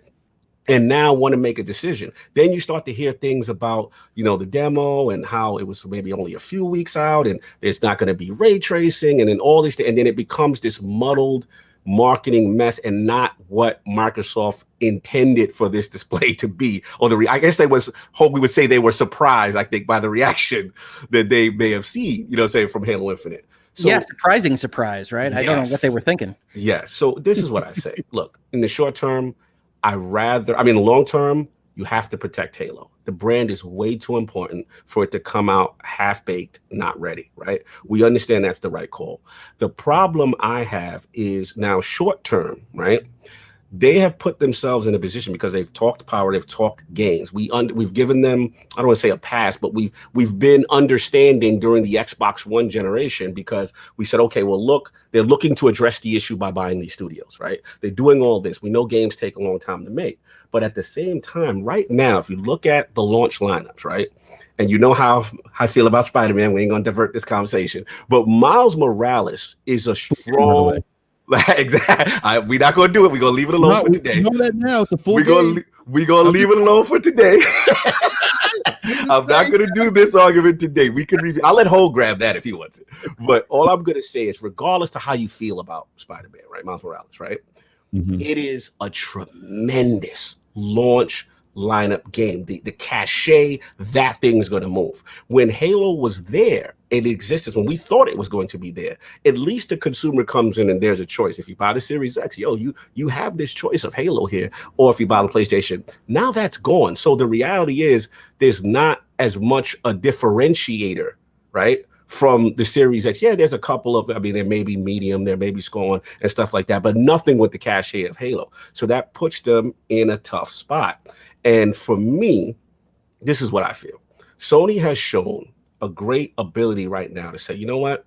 We are going to either buy things from exclusive content and put it in our games, as is in the Avengers situation. There are rumors that they are going to outright buy things that were potentially multi-plat to make it, into their ecosystem. And to me, I think it's genius. Yeah, we heard about Grand Theft. There's a possibility, we don't know, right? But to me, that's genius, because if the systems are to be measured from a pure power standpoint, that the Series X is more powerful than the PlayStation 5, right? And the multi-plats, let's say, rumor perform better. That is the theory, the rumors going around, right? Then a good way to stop that narrative is just take the game. Either take the game or give compelling content on the Sony platform to make, because look, we can say what we want, but Spider-Man in Avengers has cachet. Yeah. I've seen people, I know it may be anecdotal evidence with my timeline, but I've seen people who were interested in that game say, man, that Spidey's a deal breaker, man. Like, I'm gonna have to cancel this Xbox pre-order PC, and I'm going over here, man. Like, again, so am I saying it's all right, those type of practices? You got to do what you got to do. But at the end of the day, I do think it's a good strategy to combat with Microsoft. And I'll finish it with this. The last thing is, I know Phil doesn't like to do these kind of, he's okay with the games, with the time exclusive games, but he doesn't like to do those type of deals, like the Spider-Man Avengers deal, stuff like that. But at this point, you have to build hope into this base that has been kind of beaten up the last generation. Right? You've kind of got to morale is low. Listen, we are the New York Mets of this in New York City. Like, the Yankees get all the shine. That's how it feels to the Xbox fan, right? So this is the time where you either have to be, if nothing realistically can't short-term happen for launch, we get that, right? But if you can't get like a major exclusive or whatever, yeah, we do need Ninja Game. I'm with you, One Bad Mother. But at the end of the day, if you can't do that realistically, we understand that, but you got to build hope in the fan base. You've got to, now's the time, whether it be, I don't know if it's possible, the WB, the Bungie rumors, you've got to show your fan base, okay, we delayed this game for good cause, but look, this is what we're still doing. And I think that gives you that little play, that cushion to play with. But if you don't, and you just say, hey, play 4,000 games from back compat, and that's not going to sway the guy who was on the fence. The hardcore guy like me, I'm getting both consoles. I'm in. But the guy that you're trying to win the war, he's not enticed. And then I'll leave it with that. I'm curious to see what Hogue feels on this. Well, you said a couple things there, right? So, one of the things that I did a video that said, that the Halo delay was a disaster. And some people came into my comments and said, it was the right call, and just like you did. Right. And one of the things I had to clarify was I'm not saying it's not the right call as of August 2020. I think it is the right call. Right. There were so many wrong calls that led up to that being the right call. That's the disaster. How did you get to 9 months of every single time you reference power talking about Halo Infinite? You know what you are looking at. And I do empathize with like video games come together at the end. Yeah. I've gotten the chance to see even AAA games kind of come together and how they aren't even close to what you play 6 weeks out. And so I get that you have to kind of project these kinds of things, but still that was the bed that you made, and that's the disaster. Yes. I'm not saying a Halo isn't a good delay. I think it was a good delay. I'm not positive it's going to result in a better outcome. A number of people also come in and comment and say, the Shigeru Miyamoto quote about how delayed games are eventually good. That's never been correct. That quote has never been accurate. Delayed games can be good. Yes. Delayed games are no guarantee of being good. And there's plenty of games that die in development hell and never get any better. And you can just point to basically the entire Duke Nukem series if you're so inclined. And so I'm not sure it gets better under 343. I think we're rapidly approaching a time where you say you need to move them into a support studio role for other people doing better things because they can't captain their own ship. Right. And I don't say that as I don't know him from Adam, but I look at their output and say, this is your crown jewel. This is the most important product in your lineup because frankly, you've kind of squashed the rest of your IP goodwill and value over the course of a couple of decades now. And so you need to have Halo win. And does that mean you have to buy another studio to take care of it for them? Do you have to hand it all over to someone else? I don't know. Right. But clearly right now, 343 is not giving you the output that you need. And if you put all your eggs in that basket, then that was your initial mistake because they haven't proven to be worthy of it. Yeah. In terms of the Series X, it'll sell out. I mean, that's always a function of how many units are available, of course. You can artificially manufacture a sellout. And in 2020, I wouldn't even necessarily call it artificially because who knows how many factories you can get making your things right now. Right. But it'll sell out. I think the pricing days are going to be really interesting because I think both of these are coming in higher than we think. And I think that's going to be a potential problem. And it'll be interesting to watch.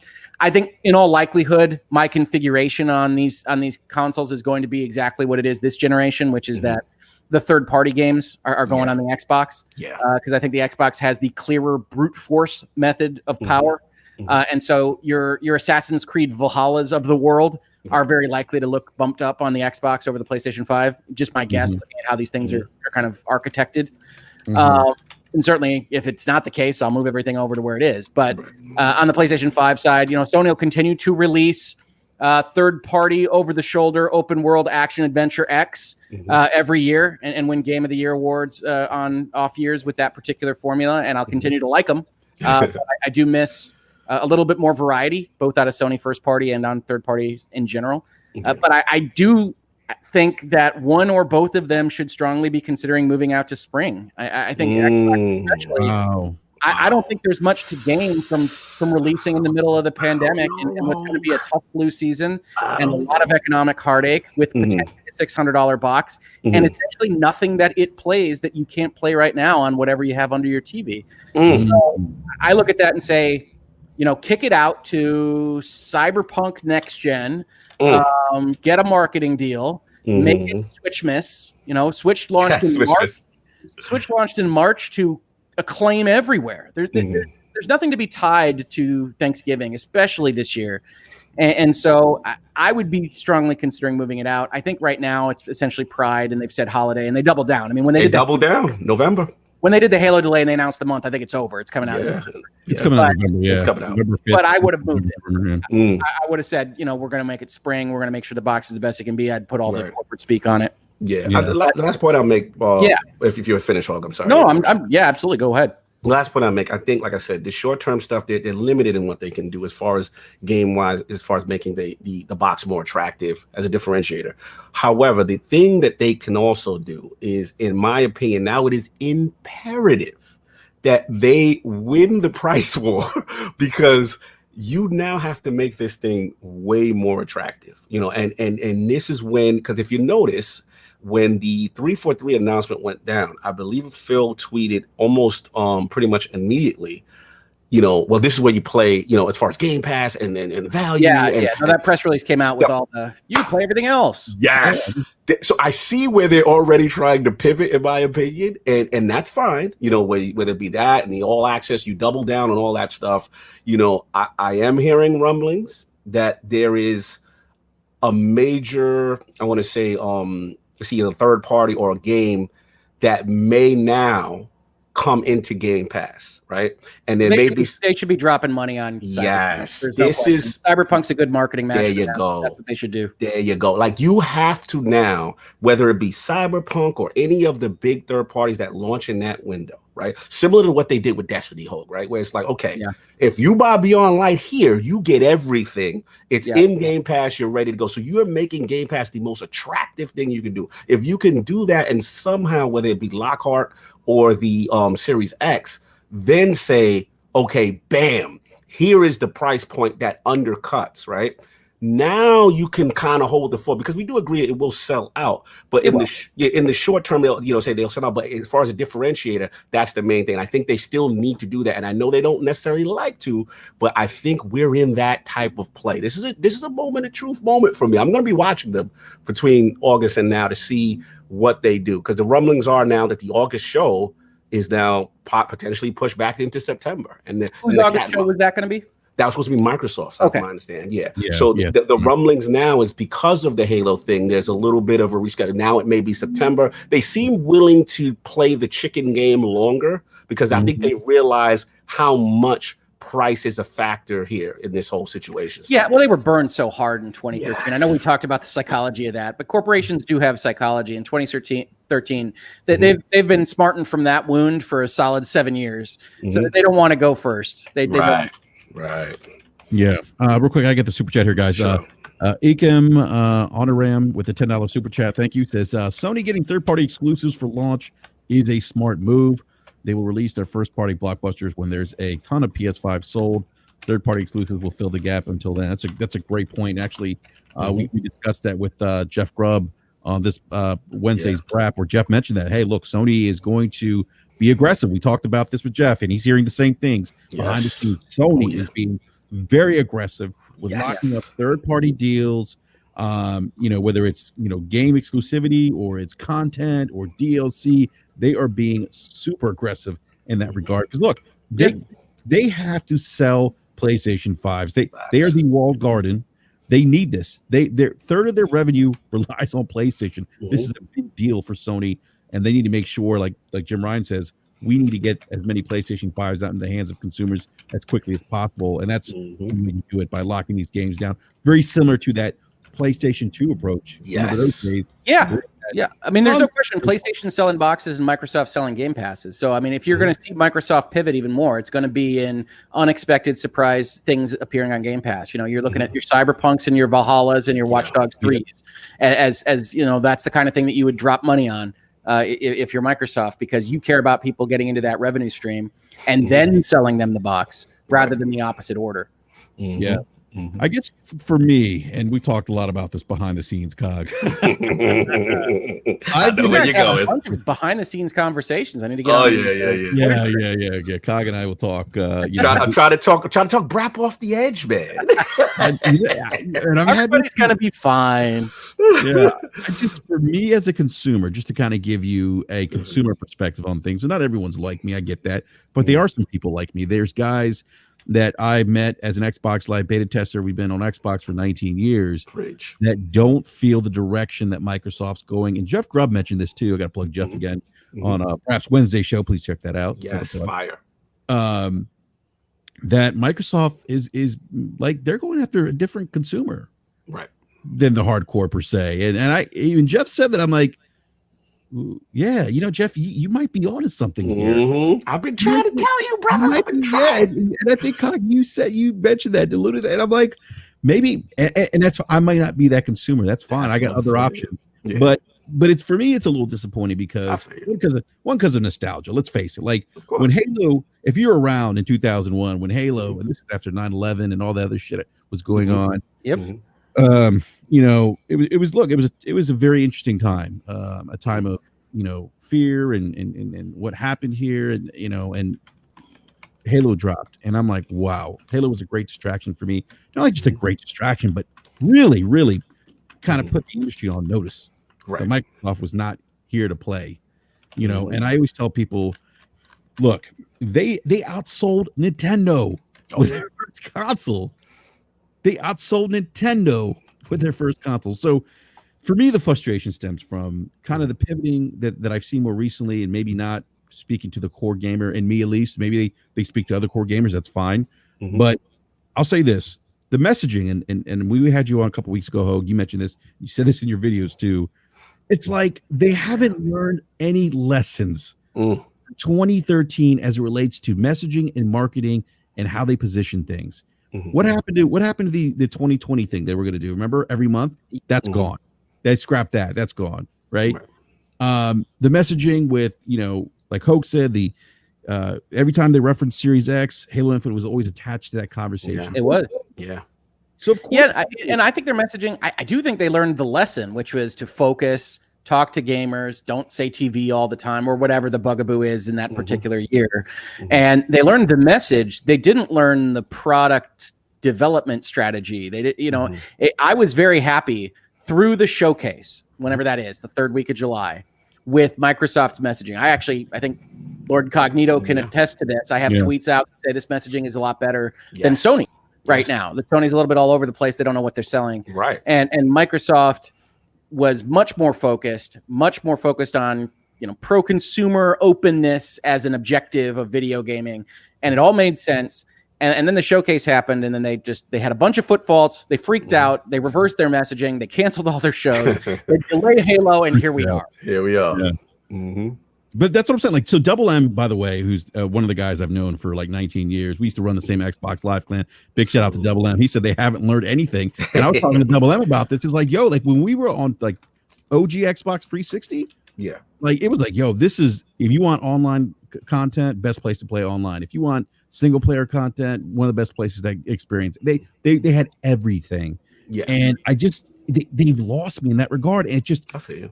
It just, you know, and look, I want them to do better. I really do. I want them to put out compelling content. They're just not speaking to me right now. I understand Game Pass is a great value, but even Game Pass, I'm kind of a point now where I got the dollar deal, right? Right. I'm not necessarily sure that I'm going to keep subscribing to Game Pass because frankly, I haven't really used it. Yeah. I don't know when my dollar deal year ends. I think I still have 3 years on it or something like that. 3 years. Yeah. I mean, you know, it is what it is. But you're right about the 360, right? The 360 was such a good system. And I remember getting it back there and seeing Xbox Live Arcade for the first time and being like, this is awesome. You just, you know, you get a little game for a couple bucks. You play that. You're playing whatever else you're playing at launch. I can't remember what I bought. Condemned, maybe. I remember Condemned. Wow. Yeah, there you go. Good. And that was a great system. And from there, their focus has shifted, and everybody thought they would take that momentum in through the one, and then it was evident as soon as it was kind of announced. Then the price point, and then the Connect, and everything else. Right.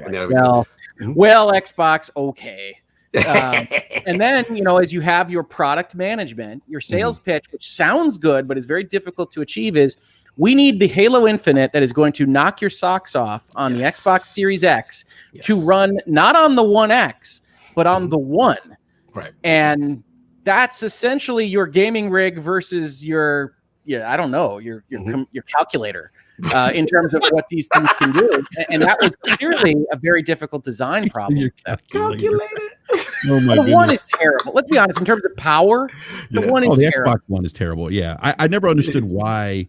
I get it was pro consumer, right? But like, I don't want to selfishly. I wasn't championing that, by the way. I'm like, no, you know what? Leave those Xbox One guys this side. Like King says, step up your game. Leave the console in the dust. Right. You know, and get something that's gonna, you know, play these games better. You know, and that's. Yeah. But my point is that I've gotten to a point, and this is crazy. I'm not confident, Hogue, like you just said about their messaging and their ability to market products. I'm just not confident in their ability anymore. Right now, as it stands, to market or to make them? Both. Yeah. Okay. I'm just not. I'm not confident. I mean, I look, Obsidian, great acquisitions. Right. You know, Obsidian. I'm confident. They're going to put out bangers like this. I don't. Yeah, but I've heard, and shout out to Fonz's in the live chat. I was listening to RDX this week, and I think it was Dealer who said this. Dealer saying that he heard from higher ups at Microsoft or Xbox or Microsoft. I don't know which one what he said, but anyhow, higher ups, right? Yeah. With that didn't even eyeball this demo of Halo Infinite and didn't see it until it came out. I'm like, well, that's a problem. That's a problem. If that's the case, that's a problem. Like, that's a problem. I don't know how much I believe that, but if it is, yeah. But yeah, like what is going on? Like are the you know, like where's what's going on? Where we at with this? Yeah, like, where's the checks of the And I know, Cog, you mentioned I'm not gonna people you guys need to tune into Iron Lord's podcast because apparently my man Lord Saab's gonna bring he's gonna be he's gonna bring the fire tomorrow. Tomorrow, right? Saab is ready. Yeah, Saab is ready. He's gonna bring that heat and internal chats. Yes, yeah, and I feel with Saab, I kind of you haven't told me what he's gonna say, Cog, but I have a feeling that it's probably similar along the lines of what I'm saying. Like this is to me not where you want to be if you're Microsoft with this messaging, the Halo thing. This I just like when are you guys going to learn to get it? No, and I get it right. All I'm gonna say, Brad, everything you're saying is valid. I feel for you coming from the OG Xbox perspective, seeing the history, seeing the whole, history of events with them and seeing them at their greatest, right? And you're not seeing that right now. And for you, it's not going to be appealing, and one thing we have to be clear too is, again, as the hardcore, right, we want things selfishly for us, as we should, right? We're gamers, we putting this money down, we want things to go the way we want. And if the confidence is not there, right, it by all means, bro, PC, I think they're cool with you on PC. I think they like you over there. They're fine with you over there. But I understand your point, and I think right now, unfortunately, for what you want short term with those, we know how much you love the Sony bangers, the single player experiences and stuff like that, and they're fantastic. They're amazing. They right now we have to say that they just may be appealing to a different group with a more diverse lineup of titles. You know what I'm saying? Things of that nature, as opposed to the cinematic amazing, what we call the bangers, right? That we as the hardcore. Like we like the bag, we like our Ghost of Tsushima, we love our, and those are all critically acclaimed games. The thing I would have to say is this, and this is the harsh reality of being older. Here's the thing, Ho, that when you look at a situation like a Grounded, right? I'm gonna tell you, Grounded, yes. I'm gonna tell y'all right now. When they announced that game, I said, who is this for? Why are they wasting my beautiful Obsidian with this, right? Sure. And then it comes out, and this thing is a sensation right now on Steam, on concurrent viewers on Twitch, or the list goes on, right? And I get it. It's not for me. It's not. But at the end of the day, there is a subset of gamers that's going to appeal to. Also, from the financial standpoint, let's be real. We are blessed to be in a situation where we can get all these systems. Yeah, absolutely. PlayStation, PC, whatever, Switch, we get it. But you got to understand, the younger generation, sometimes they have to make a tough choice. And it can only be one. Now, if we want to be realistic now, and you go into a store, now granted, yes, Spider-Man has the cachet. Sony's tremendous track record. They're going to retain a lot of their base. But we also have to say there is a gamer that says, hey, I'm not as invested into the console thing. I'm not on Twitter every day. I don't know what's going on. You're telling me you're giving me a Series S for, I don't know, 300 or 200. You're giving me this Game Pass with all this, and you're giving me Xbox All Access where I can just, for $10 and I can walk out the house, walk out this store with this system right now. That's appealing to a large group of people. Yeah, and all I'm trying to say is we may have to come to grips that those guys outnumber us. That's a different sales pitch, right? Like, I mean, if the Xbox wants to become Discount Dave's House of Games, that's fine. Discount. No, I mean, it is legitimately fine. Discount Games, oh damn. Wait a minute, I'm a corporate lawyer. I still shop at the Walmart and the Costco and everything else. That sometimes that's the right place to go. Yes, sir. And so I think that's fine. I think there's a niche to be served. And I do think when you talk about Lockhart, which I guess we can pretty quasi call the S now, that is going to be probably less than half the cost of the PlayStation 5. So just next to each other on the shelf, you're going to have to pay double to get that big white monstrosity. Right. And so if you're in there and you're a parent and you don't really otherwise care, you say, what's the difference? These play basically the same thing. You get the Lockhart. Right. And so I do agree with you that they have a place to actually build that niche as video games, as just video games, unbranded. And then PlayStation is going to be selling the Lexus or the Mercedes-Benz. I like that. I like that. The Lexus. He said the Lexus. Damn. No, but I mean, and this isn't that's just in terms of price and like sense of luxury. Yes. I still think that there's a place. I don't own a Lexus. I own a Camry, and so it's exactly right to have this kind of market differentiation. And as you say, they might not be appealing to us. Grounded is an excellent case study because it's a survival crafter type thing, which is all the rage on exactly where you say it can get this cachet, can get this foothold on streaming. People love to see random stuff happen in non-linear sandbox type environments. That's clearly one of the things that works well on streaming. And so Obsidian, I mean, I think Microsoft's laughing all the way to the bank on this particular one. They pay however much they pay to have Obsidian working on whatever big thing they're working on in the background, and their team of 8 interns put out Grounded and make them a fortune. Right. And it's like, yeah, I mean, I don't know if you saw, the Grounded team is nothing. It's some small subset of Obsidian. Like 13 people total, I think. It's super small. And good for them. I jokingly call them the intern team, but it's clearly not their AAA, like fully budgeted game development team. Correct. And I think Xbox is slowly coming to a realization that might move even further away from us, Lord Cognito, in that Sea of Thieves makes them a lot of money. That's Grounded makes them a lot of money. That's the thing. And we got to deal with the realities here. Like Xbox might become your games as a service box, and then Sony's the last stand for the hardcore over the shoulder and walking linearly. Right. And that's the funny walking. I love that. And the last point is those bangers will, like I said, may come, but we have to be realistic. When you acquire these studios, right? It's going to be 3-4 years out, So in the short term, if you got everything, you stay with Sony. If you only prefer those type of experience, Sony's got you, right?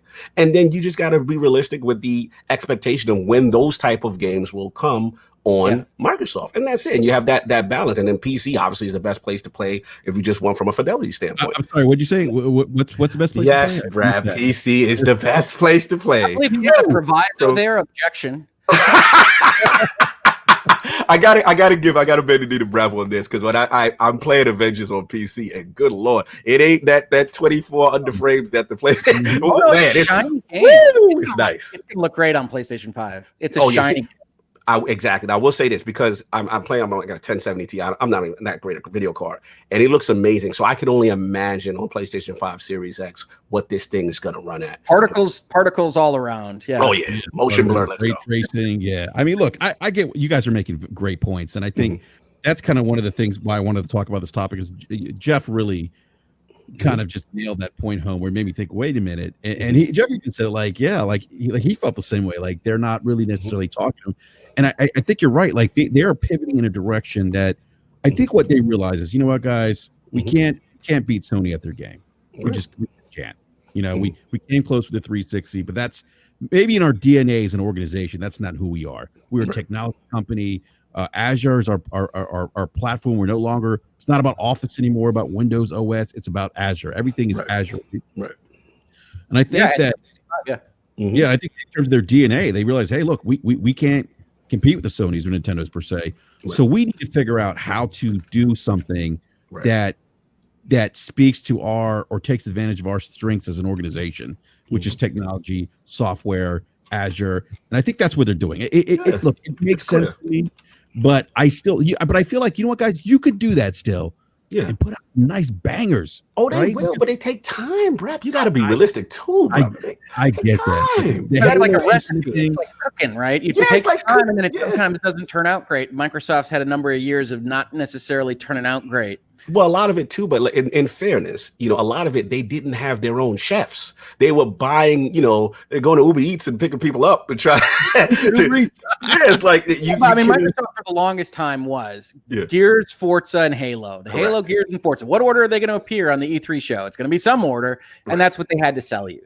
Right. And they never really broadened that out in a way that I think made sense. Sony I give them a lot of crap for only making third-person, over-the-shoulder, linear adventures, which don't appeal to everyone. Also, right, well, and I would argue that more variety would be helpful if Sony had more of the dark clouds of the world from their early days. Right. But they still go out there, they build those things, and they take some risks, right? I mean, they paid for some. Ghost of Tsushima, Sucker Punch comes in and says, we want to make Ghost of Tsushima, and you green light that? Yeah. Come on. Beautiful. That was a risk. And Sony definitely, they have a strong hand in management. They clearly had a lot of meetings, and they cover how that development's supposed to go. But it was a great risk, and it turned out wonderfully. Yes. And Sony does that, and then they build it up, and now they have Ghost of Tsushima 2 that you'll be excited about for the next E3. And Microsoft has never been able to do that. You look at the originated IPs from Microsoft in the last decade, you can probably count them on one hand. Right. Because they just haven't been able to do that. And Sony understands that it's a springboard. You take that bet on Sucker Punch, you take that bet on Bend, right? They bet on Days Gone. Now, we can get in a fight because Days Gone was my number 3 game of 2019. But we can get into a fight about whether Days Gone is good. Right. It is good.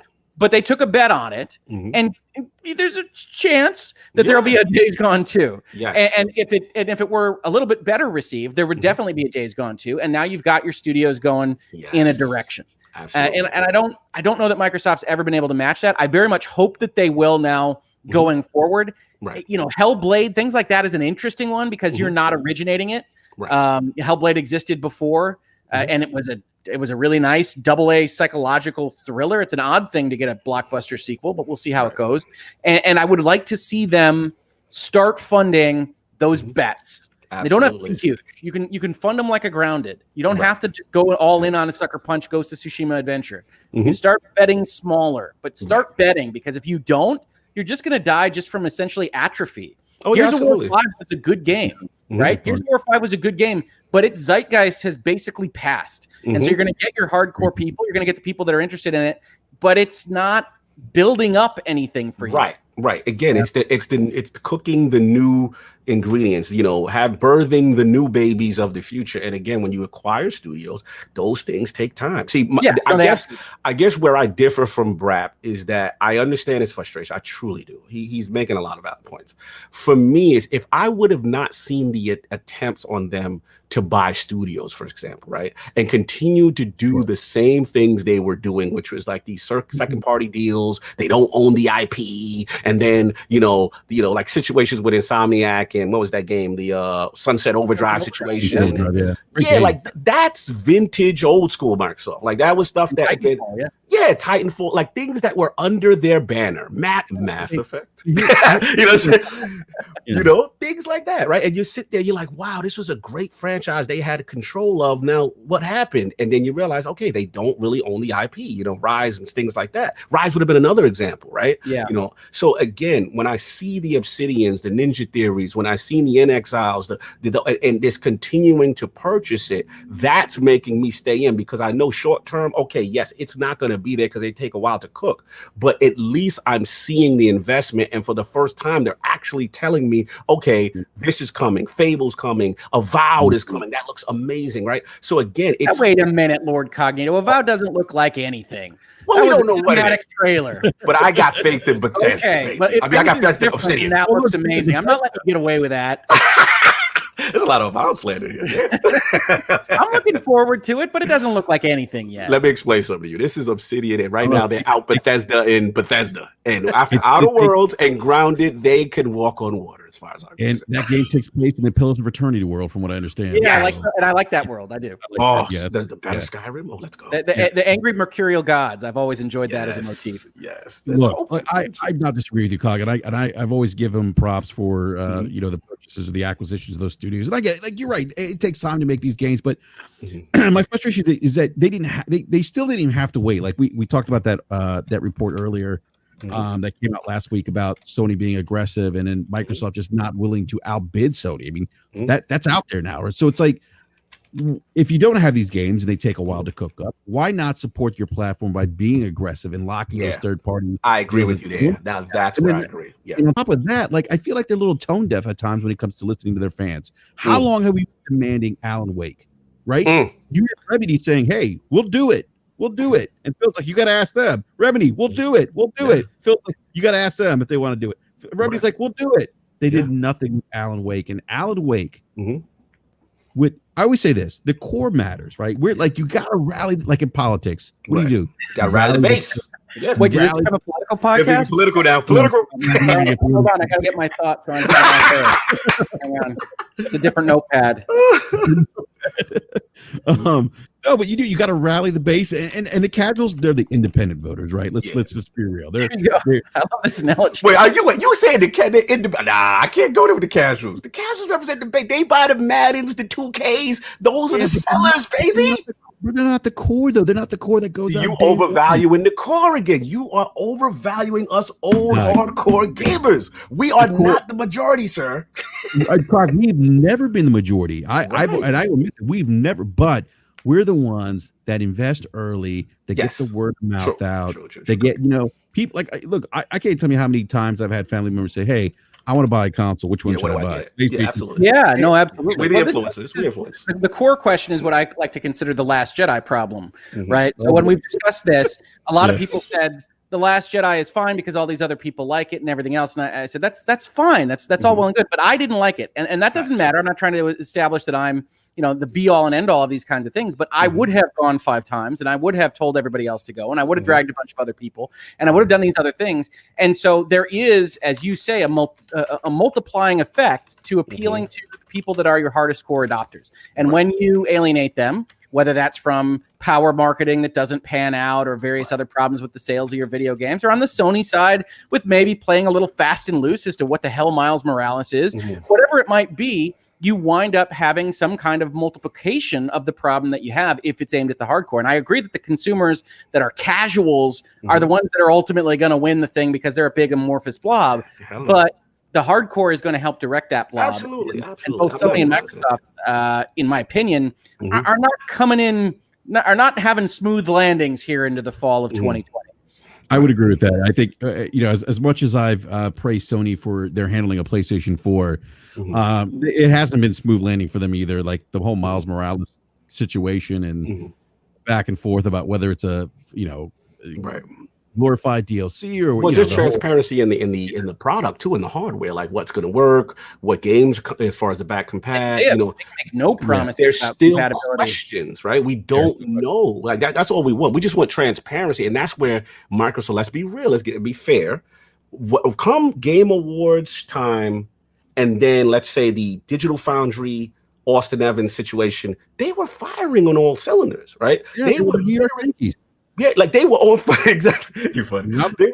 They were not the Mets at that point. We were like, oh, wow, this is a new day. This is something they don't normally do. And they're being so transparent. It's so amazing. And then we looked at Sony like, yo, what are y'all doing, fam? Are y'all doing back compat? And then they released the logo 3 months later. And then it was literally a role reversal. It's hilarious. It was literally a role reversal. And then the third party show stumbled, and then this stumbled, and then Halo, and then we see where we are now. But again, all I would say is like, I hear you. I definitely hear you. You know what I'm saying? Right now, they may not be there for you. And I get it. They're not doing the things as a hardcore gamer that is appealing to you. And Sony got you, bro. They got you for that. I'm just saying the difference with me, where I still stay in the mix, because I'm gonna have everything, is I like that at least in the future, in the corner, in the periphery of my eye, I'm like, okay, you're buying all these studios. You're cooking up this. You're doing that. Okay, I see what the play is. Now I see a plan and I see some hope, because I think that's what Sony always did well. They give you a hope. Here's Horizon Zero, something that's coming out. Okay, here's Fable. Here's okay, you're cooking. So that's going to take time.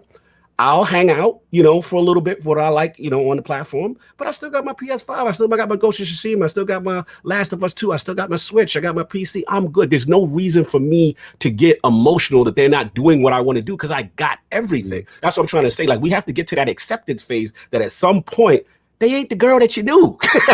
And you got to give them time. That's all I'm saying, bro. Like, we got to let it go.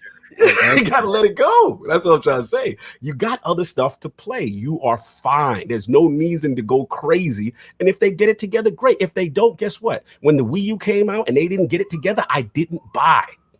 But guess what? When the Switch came out, I'm in. You see what I'm saying? And they sold you Wii U games. Yeah, I know. Hoag's on fire. I don't know. I love the Switch. The Switch might be my favorite console. Gun to my head. Money with the Switch is ridiculous. Yeah, but no. I mean, I think I think that's right. The only thing that I would differ on at all is that, and people don't believe me when I say this because they say I'm negative in my space because that's all the companies have given me to work with lately.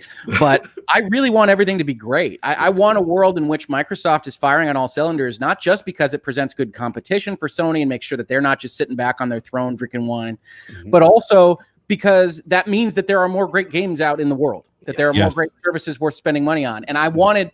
It's not, oh, it's a disaster that Halo's bad and I'm making fun of them and everything else. It's like, I was excited. I wanted that to be like, oh, yeah, Halo in November. This is going to be sweet. I wasn't that. And that's a loss. That's a net loss for what I would like to have out in the world. So I want Microsoft to get it together. I wanted Nintendo to get it together. They clearly have. I want Sony to I continue the way they're going, but maybe be a little bit more clear as to what is even happening with their system. But to have all of these great options.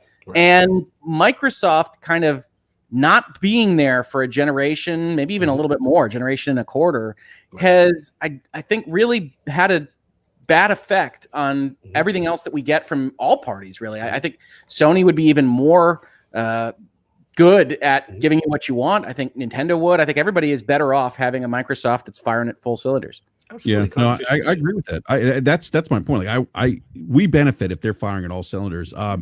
You know, and speaking of Microsoft, guys, before we wrap up this BRAP rant, there is some big potential Game Pass news regarding to EA Play. So I heard that again, EA Play is going to be on Steam. That's been announced. That's going to be rolled out. But apparently, there's something EA related. It could be EA Play on Game Pass. I don't know if that's going to be like included.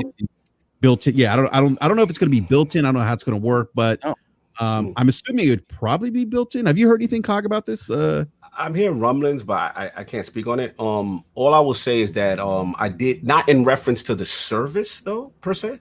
You know what I'm saying? I know that they are in the process of consolidating Origin, Premiere, Access, right? And I know they're doing something separate. I don't know what that has to do with Game Pass, but I did hear rumblings that Game Pass is planning to cook something up as far as some type of major deal or exclusive or something like that. So they look like they may be potentially trying to, you know, soften the blow from the Halo Infinite news as far as launch lineup stuff. So we'll see.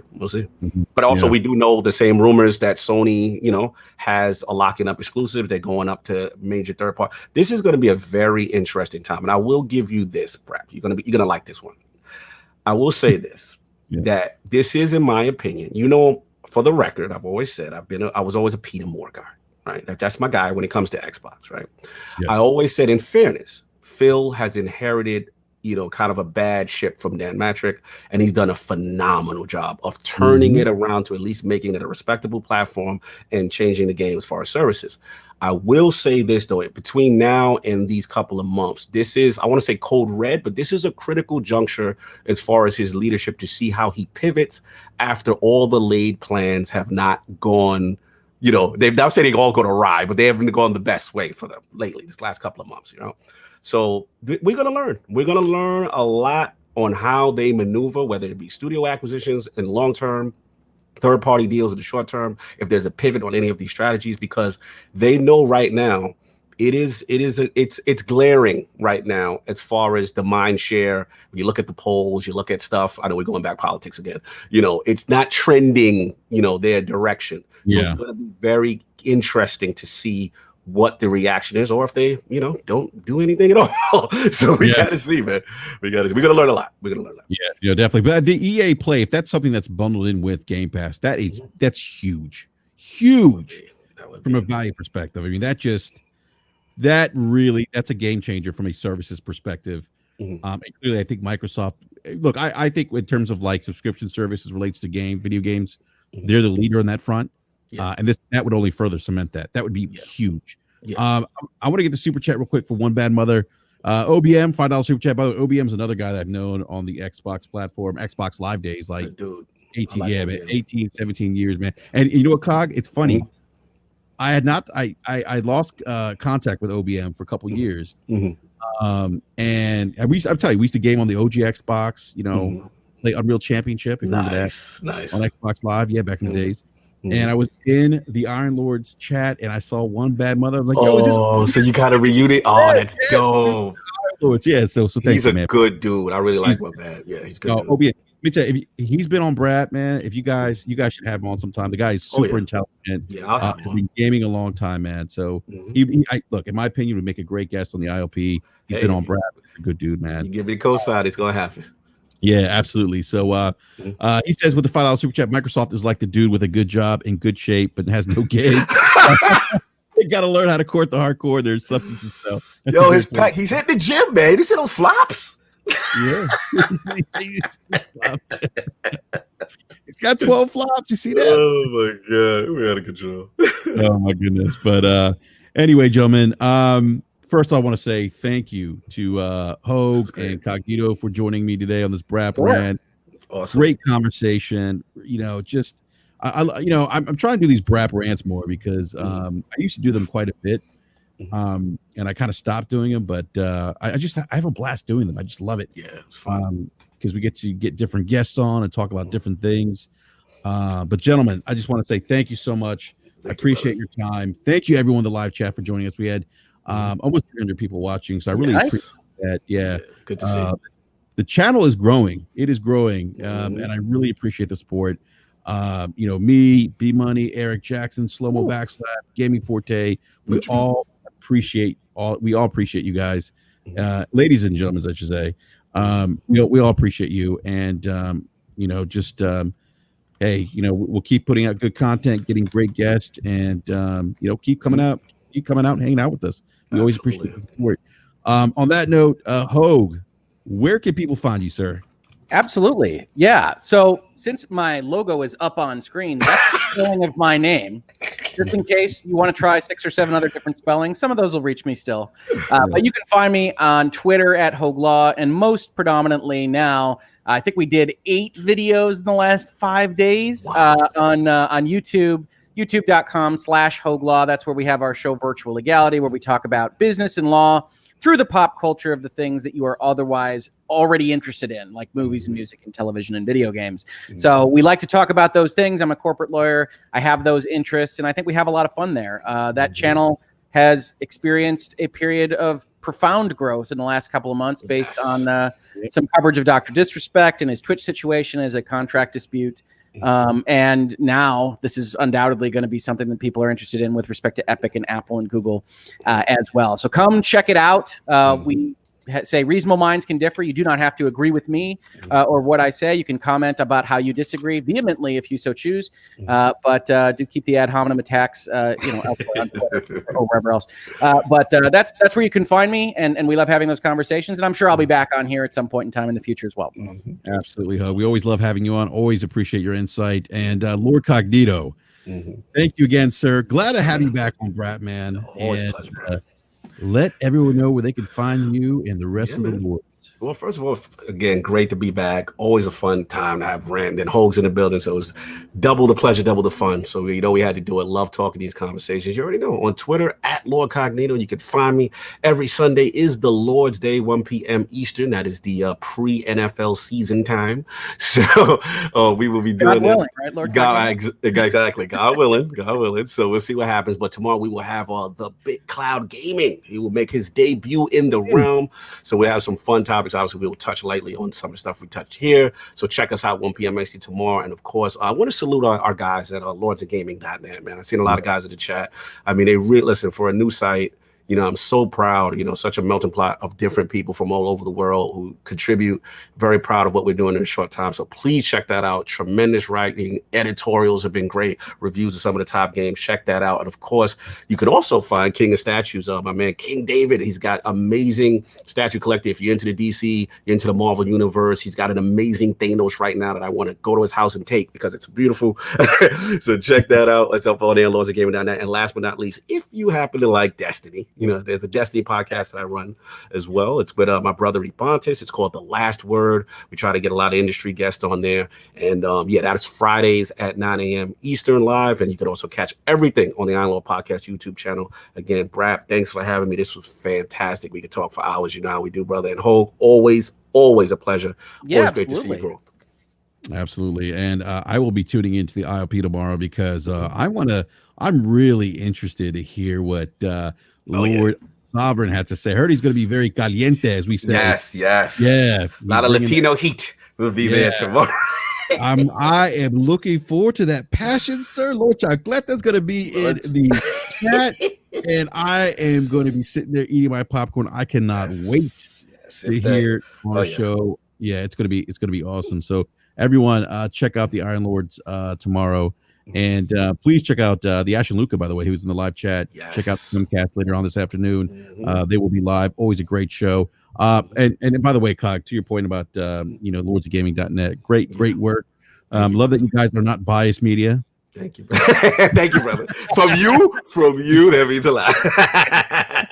Yeah, you know I had to ask Jeff Grubb that question, by the way. Oh, I loved it. I knew you were going there. I knew it. Yeah. No, it's all jokes aside. You guys put out really great content. You really do. So keep up the great work. And everyone in the live chat, have a great rest of the weekend. Play some video games, have some fun. And we'll see you on Wednesday on BRAP again at 9 p.m. Eastern Standard Time. Please check out our guest YouTube channels. And we'll see you guys next time. Enjoy the weekend. We're out. Peace. See ya.